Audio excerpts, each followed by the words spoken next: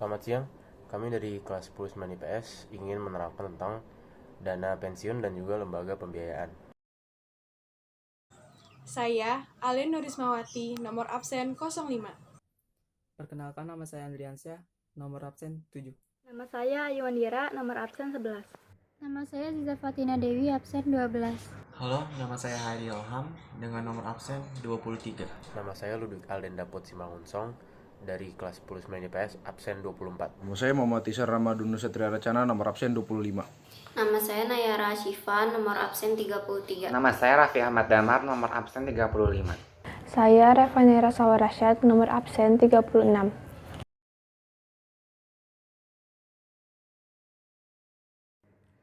Dana pensiun adalah badan hukum yang mengelola dan menjalankan program yang menjanjikan manfaat pensiun. Undang-Undang Nomor 11 Tahun 1992. Dana pensiun adalah dana yang secara khusus dihimpun dengan tujuan untuk memberikan manfaat kepada peserta ketika mencapai usia pensiun, cacat, atau meninggal dunia. Dana pensiun itu dikelola oleh trust, badan khusus sejenis lembaga keuangan atau perusahaan asuransi, atau badan khusus yang dibentuk untuk mengelola dana pensiun.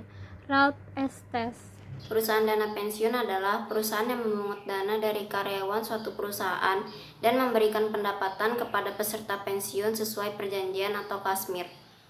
Pensiun adalah hak seseorang untuk memperoleh penghasilan setelah bekerja sekian tahun dan sudah memasuki usia pensiun, atau ada sebab-sebab lain sesuai dengan perjanjian yang telah ditetapkan. Tujuan umum program pensiun. Yang pertama, dari segi ekonomi. Tujuannya merupakan upaya pemberi kerja dari perusahaan untuk menarik atau mempertahankan karyawan perusahaan yang memiliki potensi. Sedangkan tujuan umum program pensiun dari segi sosial yaitu merupakan wujud tanggung jawab sosial pemberi kerja atau perusahaan kepada karyawan ketika tidak mampu lagi bekerja dan juga kepada keluarga pada saat karyawan meninggal dunia. Tujuan menyelenggarakan dana pensiun bagi pemberi kerja. Yang pertama, memberikan penghargaan kepada karyawan. Yang ketiga, agar di masa pensiun karyawan tetap dapat menikmati hasil kerjanya. Yang ketiga, memberikan rasa aman kepada karyawan. Yang keempat, meningkatkan motivasi kerja karyawan. Yang kelima, meningkatkan citra perusahaan di mata masyarakat dan pemerintah. Tujuan dana pensiun bagi karyawan yang pertama, kepastian memperoleh penghasilan di masa akan datang atau masa pensiun. Yang kedua, memberikan rasa aman dan meningkatkan motivasi kerja. Tujuan dana pensiun bagi lembaga pengelola dana pensiun. Yang pertama, mengalokasikan dana pensiun dalam kegiatan investasi. Yang kedua, turut membantu dan mendukung program pemerintah. Klasifikasi dana pensiun. 1. Dana pensiun pemberi kerja atau DPPK. Dana pensiun yang dibentuk oleh orang atau badan yang memperkerjakan karyawan selaku pendiri untuk menyelenggarakan program pensiun manfaat pasti atau program pensiun iuran pasti bagi kepentingan sebagian atau seluruh karyawannya sebagai peserta dan yang menimbulkan kewajiban terhadap pemberi kerja. 2. Dana pensiun lembaga keuangan. Dana pensiun yang dibentuk oleh bank atau perusahaan asuransi jiwa untuk menyelenggarakan program pensiun iuran pasti bagi perorangan, baik karyawan maupun pekerja mandiri, yang terpisah dari dana pensiun pemberi kerja bagi karyawan baik bank atau perusahaan asuransi jiwa yang bersangkutan. Dana pensiun berdasarkan keuntungan, sebagaimana yang sudah tercantum di dalam UUD Nomor 11 Tahun 1992 yang berbunyi, dana pensiun pemberi kerja yang menyelenggarakan program pensiun iuran pasti dengan iuran yang hanya dari pemberi kerja yang berdasarkan pada rumus yang dikaitkan dengan keuntungan yang pemberi kerja. Program pensiun terbagi menjadi dua, yaitu program pensiun iuran pasti dan program pensiun manfaat pasti. Di sini saya akan menjelaskan tentang program pensiun iuran pasti, yaitu program pensiun yang iurannya ditetapkan dalam peraturan dana pensiun dan seluruh iuran serta hasil pengembangannya dibukukan pada rekening masing-masing peserta sebagai manfaat pensiun. Di sini juga ada rumus perhitungan PPIP sekaligus dan rumus perhitungan PPIP bulanan. Nah, rumus perhitungan PPIP sekaligus yaitu IP iuran pasti sama dengan 3 dikali FPD, yaitu faktor penghargaan per tahun dalam desimal, dikali PDP, yaitu penghasilan dasar pensiun per tahun. Selanjutnya ada rumus perhitungan PPIP bulanan, yaitu IP tadi iuran pensiun sama dengan 3 dikali FDE. FDE itu faktor penghargaan per tahun dalam persentase, dikali PDP, yaitu penghasilan dasar pensiun per tahun. Program pensiun manfaat pasti, yaitu program pensiun yang manfaatnya ditetapkan dalam peraturan dana pensiun atau program pensiun lain yang bukan merupakan program pensiun iuran pasti, atau iuran merupakan beban karyawan yang dipotong dari gaji. Perhitungan PPMP dibagi menjadi dua, yaitu rumus perhitungan PPMP sekaligus dan rumus perhitungan PPMP bulanan. Rumus perhitungan PPMP sekaligus yaitu MP sama dengan FPD dikali MK dikali PDP. MP ini adalah manfaat pensiun, sama dengan FPD ini faktor penghargaan dalam desimal, MK ini masa kerja, dan PDP adalah penghasilan dasar pensiun bulan terakhir atau rata-rata beberapa bulan terakhir. Jadi rumusnya adalah manfaat pensiun sama dengan faktor penghargaan dalam desimal dikali masa kerja dikali penghasilan dasar pensiun bulan terakhir atau rata-rata beberapa bulan. Ada rumus perhitungan PPMP bulanan, yaitu rumusnya MP sama dengan FPE dikali MK dikali PDP.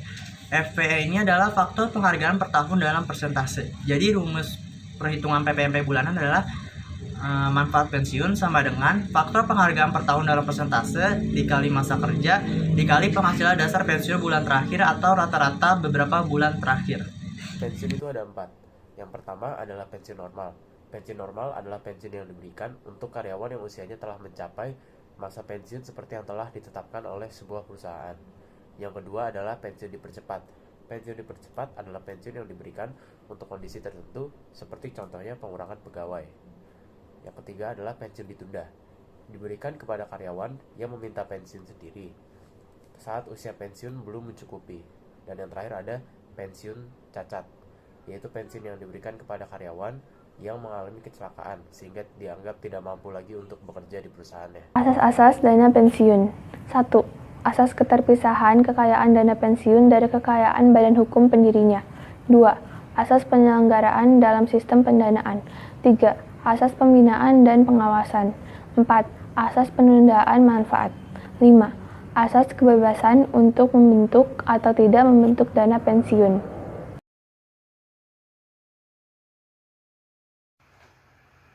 Lembaga pembiayaan. Pengertian lembaga pembiayaan merupakan salah satu badan usaha yang melakukan kegiatan pembiayaan dalam bentuk penyediaan dana atau barang modal. Karakteristik lembaga pembiayaan yang pertama, tidak boleh menarik dana secara langsung dari masyarakat, giro, tabungan, deposito, dan promes. Dalam akuntansi, promes dapat juga disebut nota yang dapat diuangkan. Adalah suatu kontrak yang berisikan janji secara terinci dari suatu pihak pembayar untuk membayarkan sejumlah uang kepada pihak yang lainnya atau pihak yang dibayar. Yang kedua, penerbitan promes hanya diperbolehkan sebagai jaminan atas pinjaman yang diperoleh dari bank. Yang ketiga, memberi pembiayaan baik untuk kebutuhan modal kerja maupun investasi dunia usaha. Yang keempat, tidak diperbolehkan memberikan kredit secara langsung. Anjak piutang atau factoring. Anjak piutang sebagaimana didefinisikan dalam peraturan yang berlaku adalah kegiatan pembiayaan dalam bentuk pembelian dan atau pengalihan serta pengurusan piutang atau tagihan jangka pendek suatu perusahaan dari transaksi perdagangan dalam negeri ataupun transaksi perdagangan luar negeri. Pihak yang terkait dalam factoring atau anjak piutang yang pertama adalah factor atau perusahaan anjak piutang, pihak yang memberikan jasa anjak piutang kepada klien. Yang kedua, klien atau supplier, ialah pihak yang menerima jasa anjak piutang dalam menjual barang dan atau jasa secara kredit kepada pelanggan customer. Yang ketiga ada customer atau nasabah, pihak yang membeli barang dan atau jasa dari klien dan mempunyai kewajiban berupa hutang jangka pendek kepada klien. Perusahaan anjak piutang. Perusahaan ini mengambil alih kegiatan pengelolaan dan pembelian yang berkaitan dengan piutang suatu perusahaan. Ketika suatu perusahaan membutuhkan pencairan piutang lebih dini, maka perusahaan ini bisa dimanfaatkan. Contoh dari perusahaan anjak piutang yang ada di Indonesia antara lain SG Finance, ID Tama Finance, Tiva Finance, dan yang lainnya. Kewajiban pihak factor memberikan jasa berupa pembiayaan atau financing service berupa pembayaran di muka, advance payment or prepayment financing antara 60% sampai 80% nilai faktor atau pada saat piutang jatuh tempo, metode factoring. Yang kedua, non-pembiayaan atau non-financing service antara lain berupa pengawasan dan penagihan piutang serta penatausahaan penjualan kredit atau piutang. Yang kedua, kewajiban pihak klien menjual atau menjaminkan piutangnya kepada pihak factor, memberikan balas jasa finansial kepada pihak factor berupa service charge. Jenis factoring berdasarkan jasa pelayanan yang diberikan. Yang pertama ada full service factoring, memberikan jasa secara menyeluruh baik jasa pembiayaan maupun non pembiayaan. Yang kedua ada invoice discounting, memberikan jasa pembiayaan saja. Yang ketiga ada bulk factoring, memberikan jasa pembiayaan dan pemberitahuan kepada customer pada saat jatuh tempo piutang. Yang keempat ada maturity factoring, memberikan jasa proteksi risiko piutang, administrasi penjualan secara menyeluruh, dan penagihan tanpa melakukan pembiayaan atau pemberian uang muka. Mekanisme factoring domestik. 1. Disclose factoring, penyerahan piutang oleh klien kepada factor dengan sepengetahuan, notifikasi atau pemberitahuan kepada pihak customer sehingga hak pengenagihan piutang dapat beralih kepada factor. Yang kedua, undisclosed factoring, penyerahan piutang oleh klien kepada factor tanpa sepengetahuan, notifikasi atau pemberitahuan kepada customer. Dalam hal ini, penagihan piutang tidak dapat dialihkan kepada factor. Penanggungan risiko. With recourse factoring, pihak klien menanggung risiko atau piutang yang tidak tertagih. Without recourse factoring, pihak factoring menanggung risiko atau piutang yang tidak tertagih baik sebagian atau seluruhnya sesuai perjanjian. Factoring internasional, anjak piutang ini sering disebut export factoring, yaitu kegiatan anjak piutang untuk transaksi ekspor-impor barang yang melibatkan dua perusahaan factoring di masing-masing negara, sehingga seluruhnya melibatkan 4 pihak, yaitu eksportir, importir, ekspor faktor, dan impor faktor. Berikut merupakan factoring internasional. Pengertian dari modal ventura. Modal ventura adalah badan usaha yang melakukan usaha pembiayaan dalam bentuk penyertaan modal ke dalam suatu perusahaan yang menerima bantuan pembiayaan untuk jangka waktu tertentu. Keepers nomor 1 tahun 1988. Konsep modal ventura adalah tingginya expect return yang diharapkan oleh pemodal karena besarnya risiko dalam bisnis modal ventura. Modal ventura lebih cenderung membiayai usaha yang menjanjikan keuntungan yang lebih besar, misalnya usaha-usaha baru di bidang pengembangan. Selanjutnya, modal ventura bersedia membiayai gagasan atau inovasi yang akan dapat dikembangkan menjadi suatu realita usaha yang memberikan keuntungan berlipat. Kemudian, pembiayaan dalam bentuk penyertaan modal saham, equity financing dengan jangka waktu tertentu. Yang terakhir, dalam perkembangannya, pernyataan tersebut dapat dimodifikasi menjadi seni equity financing. Apa sih seni equity financing itu? Equity financing yaitu pendanaan modal yang didapatkan melalui penjualan saham dari perusahaan. Selanjutnya, mekanisme modal ventura pada prinsipnya merupakan suatu proses yang menggambarkan arus investasi dengan 3 pola, yaitu yang pertama, masuknya pemodal dengan membentuk suatu pool of fund. Yang kedua, proses pembiayaan pada perusahaan pasangan usaha atau yang sering disebut dengan PPU. Sedangkan yang ketiga, yaitu proses penarikan kembali pernyataan tersebut atau yang disebut dengan divestasi. Di dalam mekanisme modal ventura juga terdapat pihak yang terlibat langsung. 1. Pemilik modal yang mengharapkan keuntungan tinggi. Modal dari para investor dihimpun dalam suatu lembaga khusus yang disebut dengan venture capital fund. Kemudian, profesional. Profesional yang mempunyai keahlian dalam mengelola investasi dan mencari jenis investasi yang potensial. Profesional ini berupa lembaga yang disebut Management Venture Capital Fund Company. Selanjutnya, perusahaan.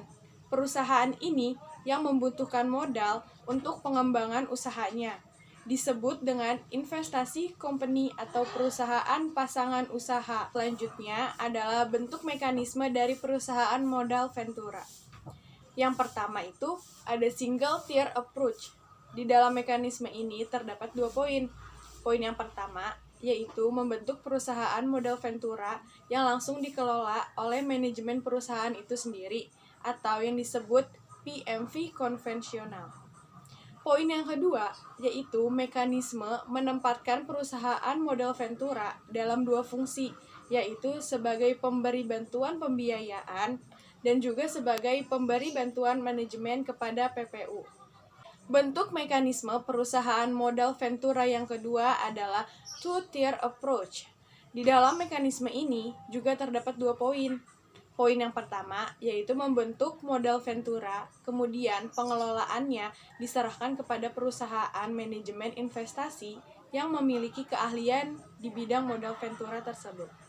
Dan poin yang kedua yaitu pendekatan memungkinkan sebuah PPU menerima bantuan pembiayaan dan bantuan manajemen dari 2 PMV yang berbeda. Karakteristik perusahaan modal ventura. Karakteristik perusahaan modal ventura itu ada 8. Yang pertama, pembiayaan perusahaan modal ventura merupakan equity atau quasi-equity financing, di mana pembiayaan yang diberikan dalam bentuk penyertaan modal.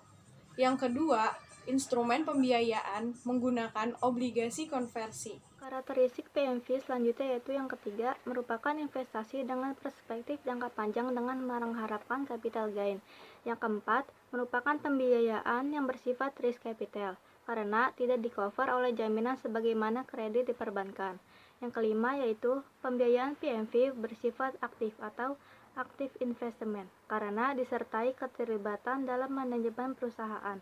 Yang keenam yaitu penyertaan PMV bersifat sementara, yaitu maksimal 10 tahun dan harus menarik diri dengan penjualan sahamnya atau divestasi pada PUU. Yang ketujuh yaitu keuntungan berupa capital gain atau apresiasi nilai saham dan dividen. Yang terakhir yaitu rate of return yang tinggi, karena biaya usaha yang dibiayai menjanjikan keuntungan yang tinggi. Yaitu tujuan modal ventura. Selain berorientasi pada keuntungan dan dengan resiko yang tinggi, pembiayaan modal ventura juga memiliki tujuan. Yang pertama, 1. Memungkinkan dan mempermudah pendirian suatu perusahaan. Yang kedua, membantu perusahaan yang mengalami kesulitan dana dalam pengembangan usahanya. Yang ketiga, membiayai pengembangan produk maupun yang mulai mengalami kemunduran. Yang keempat, membiayai produk atau teknologi baru yang siap dipasarkan. Yang kelima, melancarkan mekanisme investasi dalam dan luar negeri. Yang keenam, mengembangkan proyek research and development. Yang ketujuh, pengembangan teknologi baru dan ahli teknologi. Yang kedelapan, pengaruh kepemilikan suatu perusahaan. Cara penghimpunan dana. Yang pertama adalah leverage venture capital, yaitu sebagian besar penghimpunan dana dalam bentuk pinjaman dari berbagai macam pihak, sedang modal sendiri relatif jauh lebih rendah. Dana ini kemudian digunakan oleh PPU atau investee company untuk kegiatan usahanya. Yang kedua adalah equity venture capital company, yaitu sebagian besar dana diperoleh dari modal sendiri dalam berbagai bentuk, sedang porsi modal pinjaman relatif kecil. Sumber dana ini kemudian digunakan dalam bentuk penyertaan pada suatu perusahaan atau investee company. Lalu ada jenis kepemilikan PMV, dan diantara adalah private venture capital company, yaitu PMV yang belum go public. Yang kedua adalah public venture capital company, yaitu PMV yang telah go public. Yang ketiga adalah bank venture capital company, yaitu PMV yang didirikan oleh bank untuk tujuan atau misi khusus, misalnya dalam rangka pengembangan usaha kecil. Dan yang keempat adalah conglomerate venture capital company, yaitu PMV yang dimiliki oleh sejumlah perusahaan besar. Dan selanjutnya ada cara pembiayaan PMV.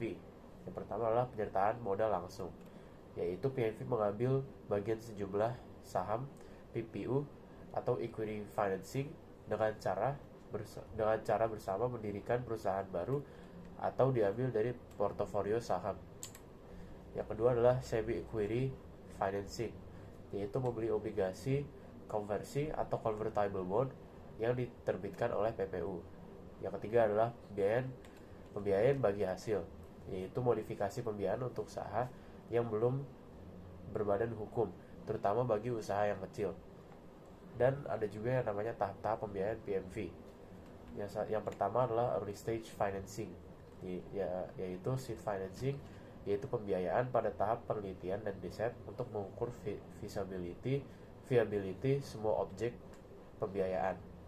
Yang kedua adalah startup financing, yaitu pembiayaan pada tahap pengembangan produk dan persiapan pemasaran.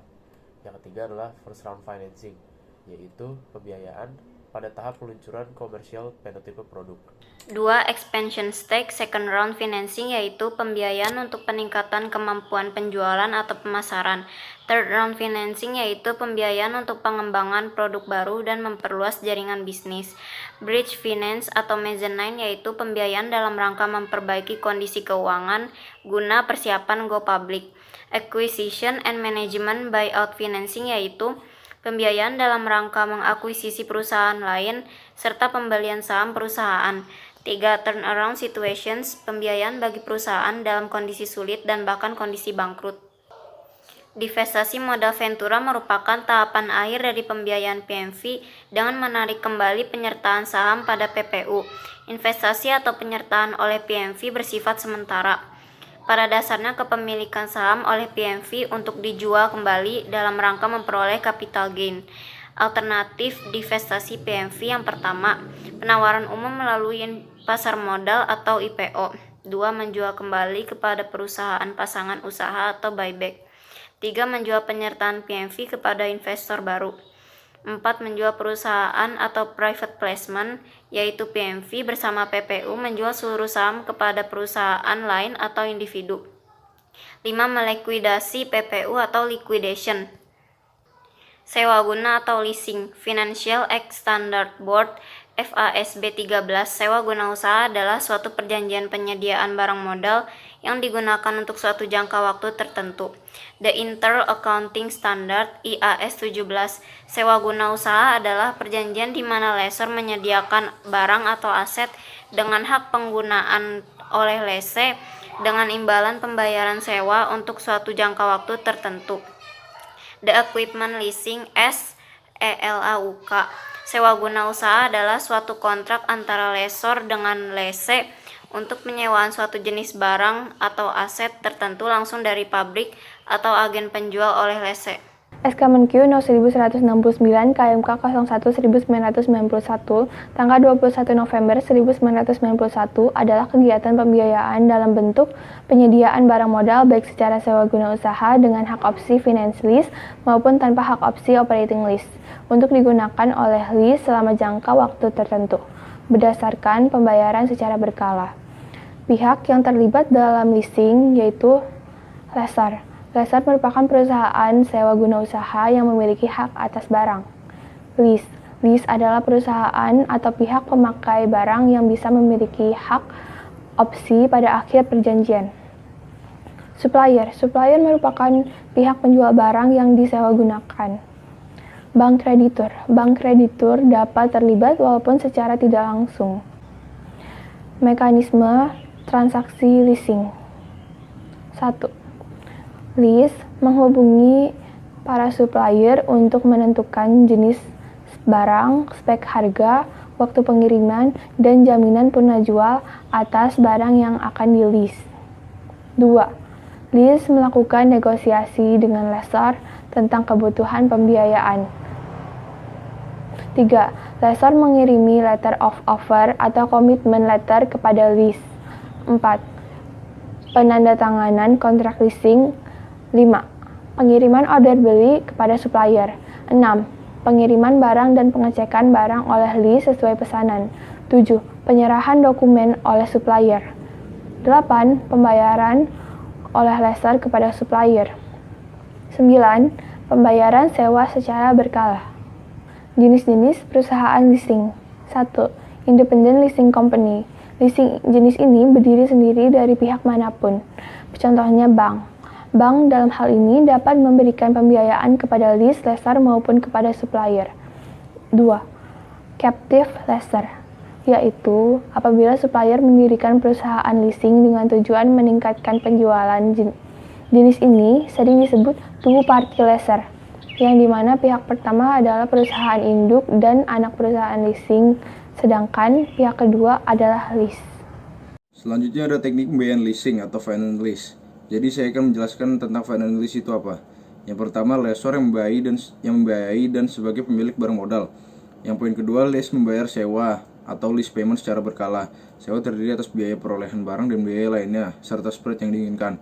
Poin ketiga, lessor tidak dapat membatal kontrak secara sepihak sebelum kontrak berakhir. Yang poin keempat ini, lease memiliki hak opsi untuk membeli barang sesuai dengan nilai sisa. Yang kedua, saya akan menjelaskan tentang bentuk transaksi finance lease. Yang pertama ada direct finance lease. Direct finance lease adalah lease terlibat dalam proses pembelian barang modal dan supplier yang dibiayai oleh lessor dan langsung disewa gunakan kepada lease. Yang kedua, sale and lease back. Sale and lease back adalah lease menjual barang modalnya kepada lessor untuk kemudian dilakukan kontrak sewa guna usaha atas barang tersebut. Tujuannya untuk membantu lease yang mengalami kesulitan modal kerja. Yang ketiga ada syndicate lease. Syndicate lease adalah pembiayaan dilakukan oleh lebih dari satu lessor atas dasar pertimbangan risiko. Nah, yang keempat, leverage lease. Bank atau kreditur jangka panjang menyediakan dana terbesar antara 60% hingga 80% yang disebut leverage debt dan merupakan without recourse kepada pihak lessor. Dalam hal ini, apabila lease default, lessor tidak ikut bertanggung jawab kepada bank. Selanjutnya ada vendor program, yaitu penjualan dilakukan oleh vendor atau dealer kepada konsumen dengan fasilitas leasing. Lessor akan membayar barang kepada vendor atau dealer. Selanjutnya, lease akan membayar angsuran langsung kepada lessor atau melalui dealer. Nah, yang terakhir ada cross border lease. Cross border lease yaitu negara di mana lessor berbeda-beda dengan negara lease untuk mengatasi berbagai masalah atau hukum dan perpajakan. Dilakukan oleh afiliasi atau subsidiari perusahaan leasing tersebut. Operating lease. Adapun perbandingan operating lease. Leaser sebagai pemilik barang menanggung risiko ekonomis dan pemeliharaan barang. Lessor menanggung biaya pelaksanaan sewa, asuransi, pajak maupun biaya pemeliharaan. Lease membayar jumlah sewa yang tidak mencakup biaya perolehan barang dan biaya lainnya, serta split atau non-full payout lease. Lessor hanya mengharapkan keuntungan dan penjualan barang yang disewakan dan hasil sewa lainnya. Lease pada akhir kontrak mengembalikan barang atau tidak memiliki hak opsi untuk membeli barang. Lessor dapat membatalkan kontrak secara sepihak atau cancelable. Metode pembayaran sewa. Metode pembayaran sewa dibagi menjadi dua, yaitu payment in advance dan payment in arrears. Payment in advance adalah pembayaran sewa untuk pertama kalinya dilakukan di muka, yaitu pada tanggal kontrak ditandatangani. Payment in arrears. Payment in arrears adalah pembayaran sewa untuk pertama kalinya dilakukan di belakang, yaitu pada akhir periode angsuran, atau akhir bulan, triwulan, atau tahun. Faktor penetapan sewa. Faktor penetapan sewa dibagi menjadi beberapa bagian. Yang pertama, nilai barang, simpanan jaminan atau security deposit, nilai sisa, residual value, jangka waktu, dan tingkat bunga. Pilihan leasing sebagai sumber dana. Yang pertama, pembiayaan penuh, dapat sampai 100% atau full paid out. Yang kedua, lebih fleksibel. Jumlah sewa dapat disesuaikan dengan pendapatan yang dihasilkan oleh objek leasing. Yang ketiga, sumber dana alternatif, terlepas dari kredit line yang ada dari pihak lain. Yang keempat, off balance sheet, tidak ada keharusan mencatat dalam neraca. Yang kelima, arus dana, yaitu dengan adanya keluasan pengaturan pembayaran. Yang keenam ada proteksi inflasi karena sewa tetap. Yang ketujuh ada perlindungan atas kemajuan teknologi, terhindar dari risiko barang yang out of date. Yang kedelapan ada sumber pelunasan kewajiban berasal dari modal kerja oleh adanya barang yang di-lease. Yang kesembilan ada kapitalisasi biaya, adanya biaya tambahan lain dapat dikapitalisasi. Yang ke-10 ada risiko keuangan dapat diatas dengan operating lease yang berjangka waktu relatif singkat. Yang ke-11 ada kemudahan penyusunan anggaran karena jumlah sewa yang tetap dan pembayaran secara berkala. Yang ke-12 ada pembiayaan proyek skala besar dapat diatasi melalui leasing. Yang ke-13 ada meningkatkan debit capacity, perolehan objek leasing tidak otomatis menaikkan debt to equity ratio.